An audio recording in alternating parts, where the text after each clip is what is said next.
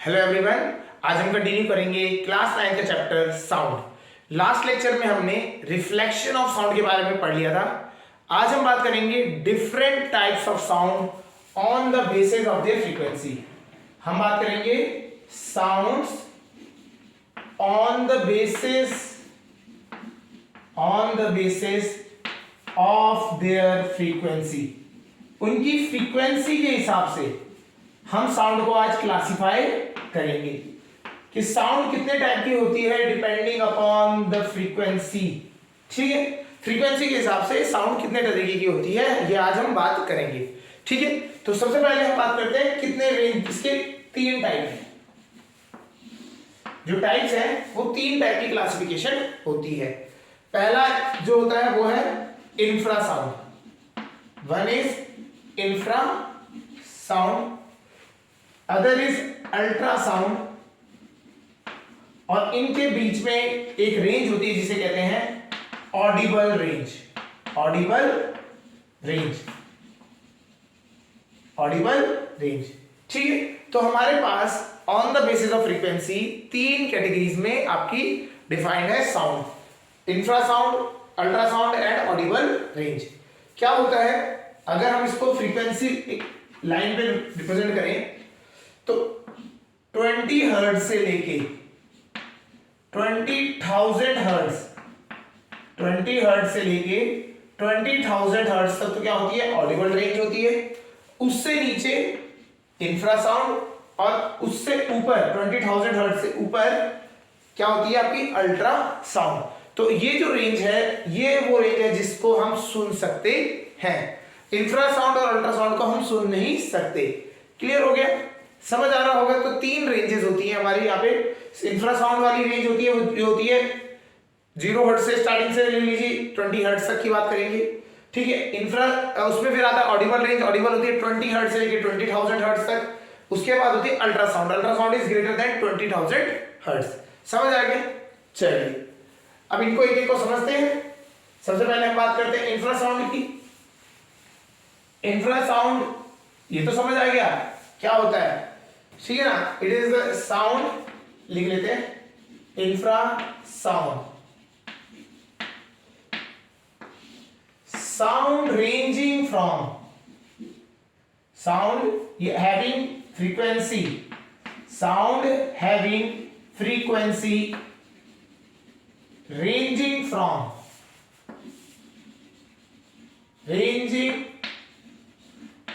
less than, लिख देते सीधा, less than 20 hertz, less than 20 hertz is known as infrasound। ठीक है, तो इंफ्रासाउंड क्या होती है, जो sound waves less than 20 hertz होती है उन्हें क्या कहा जाता है, इंफ्रासाउंड। बहुत ही हल्की साउंड होती है ये हमें सुनाई नहीं दे सकती, लेकिन कुछ एनिमल्स हैं, some animals are able to hear these sound, कैसे? इतने पहले तो समझते हैं कि इतनी कम रेंज वाली कौन सी साउंड होती है, कहां कब प्रोड्यूस होती है। ये वाली जो साउंड होती है जनरली टेक्टोनिक प्लेट्स के मूवमेंट से होती है। हमारा जो अर्थ है उसमें हमारा जो टॉप मोस्ट लेयर है वो है क्रस्ट। क्रस्ट में हमें पता है कि हमारे जो पूरे कॉन्टिनेंट्स हैं वो क्या है, टेक्टोनिक प्लेट्स पे है। ठीक है, तो जब टेक्टोनिक प्लेट्स मूव करती हैं तो अर्थक्वेक आते हैं। ये भी हमें पता है, जब टकराती हैं मूवमेंट करती हैं तो अर्थक्वेक आते हैं। तो जो टेक्टोनिक प्लेट्स है इनकी जो मूवमेंट होती है, तब देखा गया कुछ ऐसे जानवर हैं जिनको पहले अंदाजा हो जाता है, उन्हें आवाज आ जाती है और वो उस जगह से भागते हैं, दूर जाते हैं उससे। ठीक है, तो वो अपने आप को पहले ही बचाने की कोशिश करते हैं। तब उन्हें पता था, उन्होंने देखा कि ये वो एनिमल्स हैं जिनको इंफ्रासाउंड सुनाई दे जाती है। क्लियर हो गया। लाइक एलिफेंट्स, डॉग्स, इनमें थोड़ा सा कैपेबिलिटी होती है कि बहुत लो फ्रीक्वेंसी की साउंड को भी ये सुन पाते हैं। क्लियर हो गया। तो जो लो फ्रीक्वेंसी की साउंड होती है उन्हें क्या कहा जाता है, इंफ्रासाउंड। और कुछ ही एनिमल्स इसको सुन पाते हैं। और ये जनरली साउंड क्या होती है, sound produced by tectonic plates होती है। क्लियर। चलिए ये तो हो गया इस इंफ्रासाउंड। तो इसका मतलब समझने की बात है, इंफ्रासाउंड मतलब वाइब्रेशन जो हो रही है वो बहुत ही कम हो रही है, बहुत ही कम फ्रीक्वेंसी में हो रही है। क्लियर। अब बात आती है उसके बाद ऑडिबल रेंज। Audible range. ये ऑडिबल रेंज हुआ है हमारी, हम जिसमें सुन सकते हैं, ठीक है। Sound having frequency, sound having frequency ranging from 20 hertz to 20,000 hertz, या फिर हम उसे कहते हैं 20 किलो हर्ट्ज, ऐसा भी लिखा हुआ आएगा तो कोई आपको डिफरेंट नहीं है, यही है 20,000 हर्ट्ज को इस तरह भी लिखा जाता है 20 किलो हर्ट्ज, ठीक है। तो हमारे को समझ आ गया। तो जो साउंड है ranging from 20 hertz to 20,000 hertz is known as audible range, audible sound, जिसे हम कहते हैं ऑडिबल साउंड। ये हम ह्यूमंस सुन सकते हैं, क्लियर हो गया। जो छोटे बच्चे होते हैं वो काफी हाई फ्रीक्वेंसी को सुन सकते हैं, इवन आपका 20,000 से आगे 25,000 हर्ट्ज तक की आवाज सुन सकते हैं। लेकिन जैसे जैसे हम बड़े होते जाते हैं हमारे ईयर की कैपेबिलिटी हायर और लोअर फ्रीक्वेंसी को सुनने की कम होती चली जाती है और हम क्या होता है कम रेंज में आ जाते हैं, क्लियर हो गया। तो इस रेंज में जो भी साउंड प्रोड्यूस होगी वो हमारे को सुनाई देगी, क्लियर, समझ आ गया होगा। इजी है, हार्ड नहीं है, ठीक। चलिए अब बात आते हैं अल्ट्रासाउंड पे। Ultrasound, ultrasound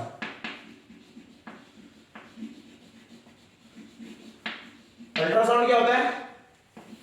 sound having frequency, sound having frequency more than 20,000 hertz या 20 kilohertz is known as ultrasound, is known as ultrasound।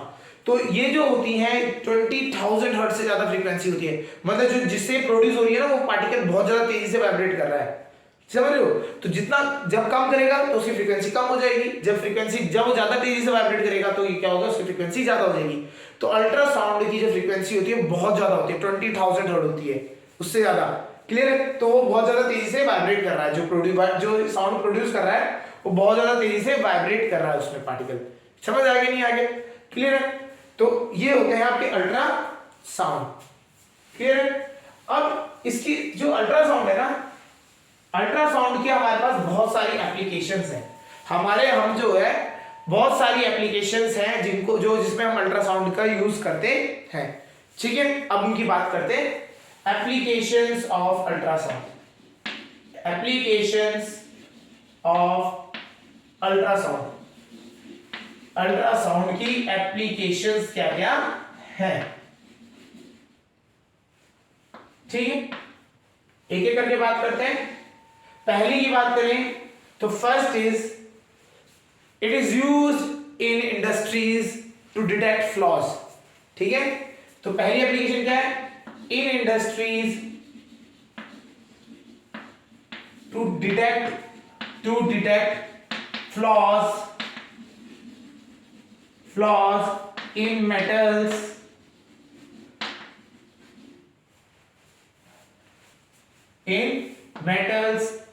And others substance. ये डिफेक्ट्स फाइंड करने के लिए यूज होता है, ठीक है। इस टेस्टिंग को एक और नाम, इस टेस्टिंग जो होती है ना, इसको एक और नाम कहा जाता है नॉन डिस्ट्रक्टिव टेस्टिंग। इसको कह सकते हैं नॉन डिस्ट्रक्टिव टेस्टिंग, ठीक है। इसमें ये होती है नॉन डिस्ट्रक्टिव टेस्टिंग। ये टेस्टिंग यूज की जाती है जब आपके जो पार्टिकल जो आपने वो बनाया है, पार्ट बनाया है, वो कॉस्टली है, आप उसको ब्रेक करने के लिए आप नहीं कर सकते उसे, मतलब कॉस्टली होने की वजह से आप ब्रेक नहीं करोगे। अब आपको चेक करना है कि उसके अंदर फ्लॉज है या नहीं है, तो उसके लिए क्या यूज करा जाता है, अल्ट्रासाउंड को यूज किया जाता है। जैसे सपोज करिए एक ब्लॉक है, इसमें एक फ्लॉ है, इस तरीके से ना क्रैक बना हुआ अंदर। कास्टिंग करते समय जब हमने इसको पिघला के बना रहे होंगे ब्लॉक, तो इसमें क्या होगा, बीच में एयर रहेगी, ट्रैप रहेगी, एयर रहेगी, है ना। तो इसको कैसे टेस्ट किया जाता है, यहां से यहां होता है आपका, इधर हो गया आपका डिटेक्टर, ये है आपका डिटेक्टर, ठीक है, और ये हो गया सोर्स जहां से अल्ट्रासाउंड निकलेगी। सोर्स से अल्ट्रासाउंड भेजते हैं, अगर बीच में कोई फ्लॉ नहीं है तो ये तो सीधा निकल जाएगा, और अगर फ्लॉ है तो इससे टकरा के रिफ्लेक्ट बैक कर जाएगा, वापस आ जाएगा।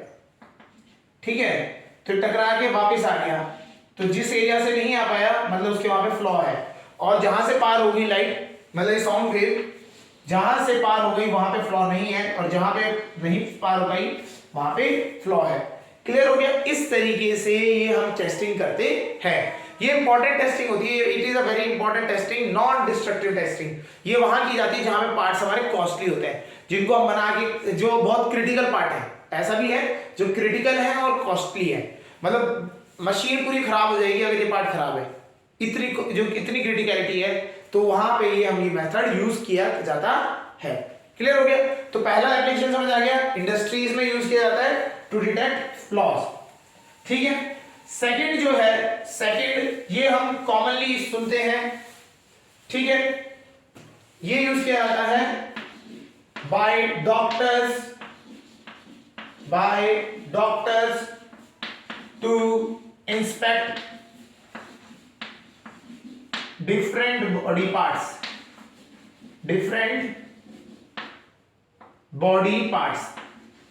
ठीक है, बॉडी पार्ट्स लाइक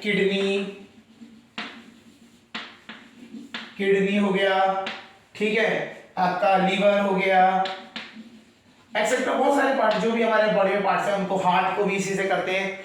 तो आपने देखा होगा अल्ट्रासाउंड करवा के लिए अगर आपको कोई प्रॉब्लम होती है तो क्या होता है, लोग अल्ट्रासाउंड, किडनी स्टोन हो गया, किडनी में स्टोन है आपकी, पथरी हो रही है, तो वो क्या है, आपको बोलेंगे अल्ट्रासाउंड करा के लाइए। अल्ट्रासाउंड क्या है आपका, ये आपके अंदर बॉडी के अंदर वेव्स भेजते हैं, वो जाती है, टकराती है और वापस आ जाती है। ठीक है, और इस तरीके से आपको पता लग जाता है कि उसकी एक इमेज बन पाती है कि आपकी बॉडी में जो पार्ट है वो कैसा है। क्लियर हो गया? अगर स्टोन है तो वो आपको डिफेक्ट दिख जाएगा, और नहीं है तो पता लग जाएगा। क्लियर है? तो ये हमारे यहाँ पे डॉक्टर्स यूज करते हैं इस चीज को, बॉडी में एबनॉर्मलिटीज कह सकते हो उसके लिए। इवन प्रेग्नेंट लेडीज जो होती है उनके बेबीज को, फीटस को देखने के लिए कि उसमें कोई एबनॉर्मलिटी नहीं आई है, नहीं आ गई है, नहीं आई है, तो उसमें भी क्या होता है, अल्ट्रासाउंड यूज किया जाता है फीटस की टेस्टिंग के लिए। क्लियर हो गया? तो ये भी यहाँ पे किया जाता है।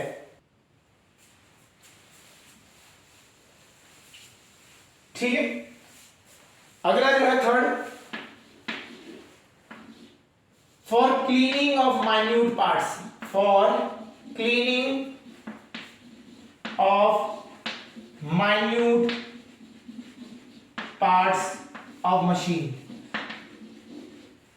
मशीन्स के बहुत ही छोटे छोटे पार्ट्स, लाइक अगर मैं बात करता हूं नोजल्स, छोटी छोटी नोजल्स होती हैं, ठीक है, आपने वो जो होते हैं आपके प्रिंटर्स के जो प्रिंटर होता है, इंकजेट प्रिंटर, उसमें जो इंक गिरती है वो नोजल से गिरती है, बहुत छोटी नोजल होती है। ठीक है, उससे क्या होता है, इंक गिरती है। कभी कभी क्या होता है, इंक अगर आप यूज नहीं कर रहे तो इंक जम जाती है उन नोजल्स में, तो उनको क्लीन करने के लिए भी क्या यूज होता है, अल्ट्रासाउंड हो गया। ऐसे ही आपके क्या होते हैं, हार्ड टू रीच पार्ट्स, ये होता है आपके लाइक कूलिंग डक्ट्स, मशीन में छोटे छोटे डक्ट्स बना दिए जाते हैं, खड्डे बना दिए जाते हैं जिसके अंदर पानी चलता है, जिससे पानी चलता है और मशीन के पार्ट्स को ठंडा करता है। बट होता क्या है, कुछ टाइम बाद उस पानी में स्लज बन जाता है। स्लज मतलब जो सफेद कलर का कुछ पाउडर से जम जाता है वहां पे। क्लियर है? स्लज बन गया, उस स्लज को क्लीन करने के लिए भी अल्ट्रासाउंड किया जाता है। ठीक है, उसको क्या करते हैं, उस पार्ट को, जिस पार्ट को क्लीन करना है उसको एक थिनर होता है या क्लीनर कहते हैं, उसमें डाल देते हैं, और उस पार्ट को डालने के बाद वो पूरा जब पानी उसमें डूब मतलब एक लिक्विड सा होता है, उसमें जब डिप कर लेता है फिर उसमें अल्ट्रासाउंड भेजते हैं। तो अल्ट्रासाउंड की वजह से क्या होता है, जो पानी के पार्टिकल्स हैं वो बहुत तेजी से वाइब्रेट करने लग जाते हैं, और ये पानी के जो पार्टिकल्स है वाइब्रेट करते करते उस जो ब्लॉकेज है उस पर हिट करते हैं बार बार, और वो ब्लॉकेज हट जाती है। इस तरीके से आपकी पार्ट की क्लीनिंग होती है। क्लियर? समझ आ गया? थर्ड पार्ट समझ आ गया। फोर्थ एप्लीकेशन समझते हैं, एप्लीकेशन चल रही। फोर्थ, ये इंपॉर्टेंट है, सोनार। फोर्थ जो है वो है important, that is Sonar, sound navigation and ranging. इसकी फुल फॉर्म होती है, पूछी जाती है बहुत बार, साउंड, SO मतलब sound, N for navigation and ranging, A for and ranging, sound, navigation and ranging. क्या होता है, जो आपके शिप्स होते हैं, ठीक है, वो जब मैपिंग करते हैं सी बेड की मैपिंग करते हैं, तो आप ये सोनार का यूज किया जाता है। अगर आप देखें, एक मूवी थी अभी राम सेतु मूवी में वो क्या करते हैं, सी बेड का मैपिंग करते हैं। तो सी बेड की मैपिंग कैसे करते हैं, वो एक अपना वेसल ले लेंगे, इट में बी सबमरीन और इट में बी अ बोट, कुछ भी हो सकता है। इसके नीचे क्या होता है, ये इस तरह बेड है, अब बेड में कोई भी ऐसा एबनॉर्मलिटी हो सकती है।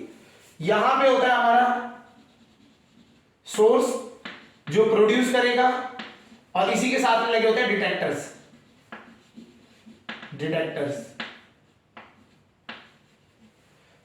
साउंड आएगी, टकराएगी, वापस आएगी, टकरा के वापस। तो इस तरीके से रिफ्लेक्शन ऑफ साउंड और अल्ट्रासाउंड की यूज करके हम क्या करते हैं, मैपिंग करते हैं अंडरग्राउंड वाटर की, अंडरग्राउंड बेड्स की।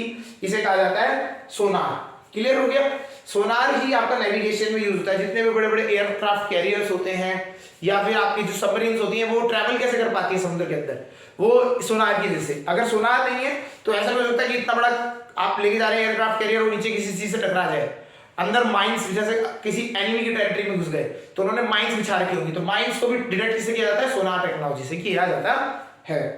क्लियर हो गया। तो सोनार समझ आ गया होगा। तो सोनार में रिफ्लेक्शन ऑफ लाइट का और रिफ्लेक्शन ऑफ साउंड का यूज होता है, और उससे आप क्या करते हैं, नेविगेशन करते हैं। क्लियर। और फिफ्थ, यूज्ड बाय बैट्स, चमगादड़, ठीक है, बैट्स फॉर नेविगेशन,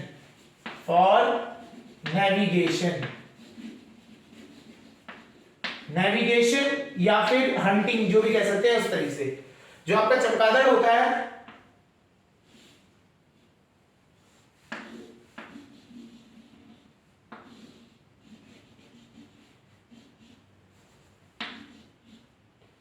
ठीक है,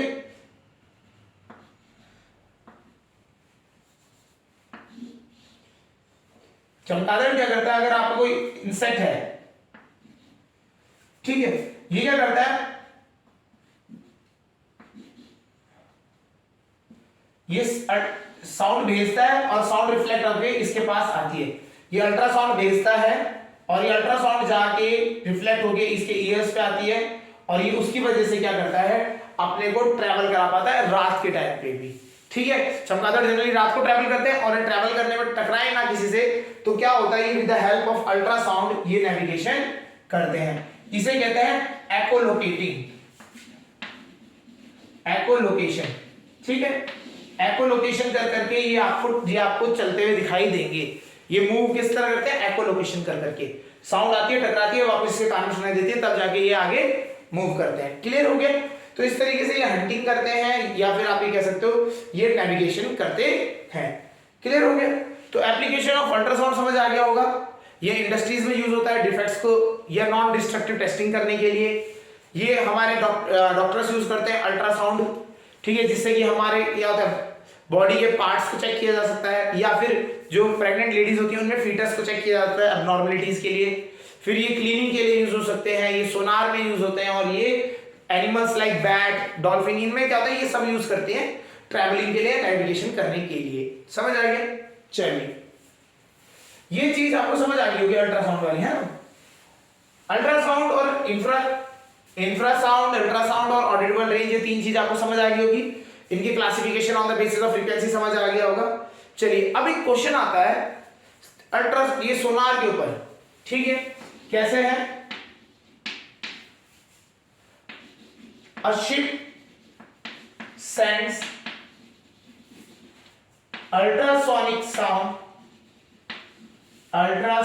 sound, ये अल्ट्रासाउंड ही लिख दो सीधा, ultrasounds in water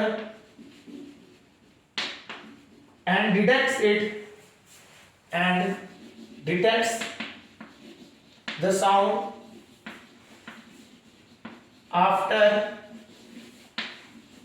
0.3 seconds. What is depth of the sea? What is depth of the sea if speed of sound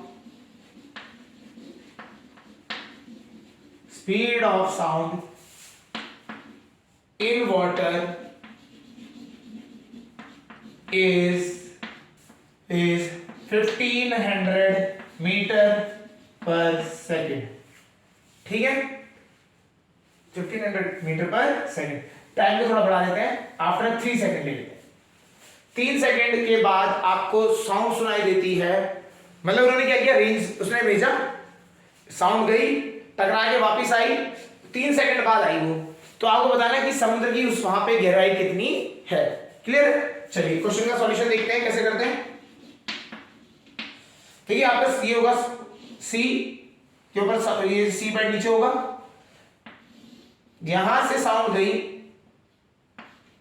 और टकरा के वापस आ गई. तो जाते समय मैंने मान लिया डेप्थ डी डेप्थ तक गया, आते समय भी वो कितने तक आ गया, डी डेप्थ से वापस आया. तो टोटल डिस्टेंस ट्रेवल कितना हो गया, हमें पता है डिस्टेंस इज इक्वल टू क्या होता है, speed into time. Distance is equal to speed into time. Distance हो गया हमारा जाना आना 2d. स्पीड कितनी है 1500 और टाइम है हमारा 3 सेकंड्स. 3 सेकंड बाद आया ना, तो उसने पूरा डिस्टेंस 2d डिस्टेंस ट्रेवल किया था. चलिए तो d कितना आ गया हमारा 15 3 45 डिवाइडेड बाय 2. तो आंसर इज 2250 मीटर. तो कितना नीचे डेप्थ है, 2.25 किलोमीटर की गहराई है. क्लियर हो गया, समझ आ गया होगा. इस तरीके से करना है. याद रखना, लोग distance equal to speed into time तो लग रही है, बट डिस्टेंस हमेशा 2d लगेगा. क्यों, साउंड गई होगी, टकराई होगी, तब वापस आएगी. तो जाना आना 2 डिस्टेंस हो गए, 2d आएगा. क्लियर हो गया. इस तरीके से क्वेश्चन किए जाते हैं. एक क्वेश्चन आता है सोनार का, तो ये आपको पता होना चाहिए किस तरह. फॉर्मूला बस एक ही है, distance equal to speed into time. Distance यहाँ पे सोनार के केस में 2d लिया जाता है. सेम चीज हमने पढ़ा था रिफ्लेक्शन ऑफ लाइट में. तो जब भी रिफ्लेक्शन ऑफ लाइट होता था, इको वाला केस होता था, जाती थी साउंड और जाके वापस आती थी. तो इको में भी हम कितना डिस्टेंस लेते थे, 2d लेते थे. क्लियर है. तो ये रिफ्लेक्शन ऑफ साउंड का कंसेप्ट लगता है, इसीलिए क्या है, आपको 2d डिस्टेंस लेना है. समझ आ गया होगा. तो आपको समझ आ गया होगा डिफरेंट क्लासिफिकेशंस क्या क्या होते हैं, इंफ्रासाउंड, ऑडिबल रेंज, अल्ट्रासाउंड क्या क्या होता है, ये समझ आ गया होगा. सोनार समझ आ गया क्या होता है, और सोनार का हमने न्यूमेरिकल कर लिया. क्लियर. चलिए आज के लिए इतना ही करते हैं.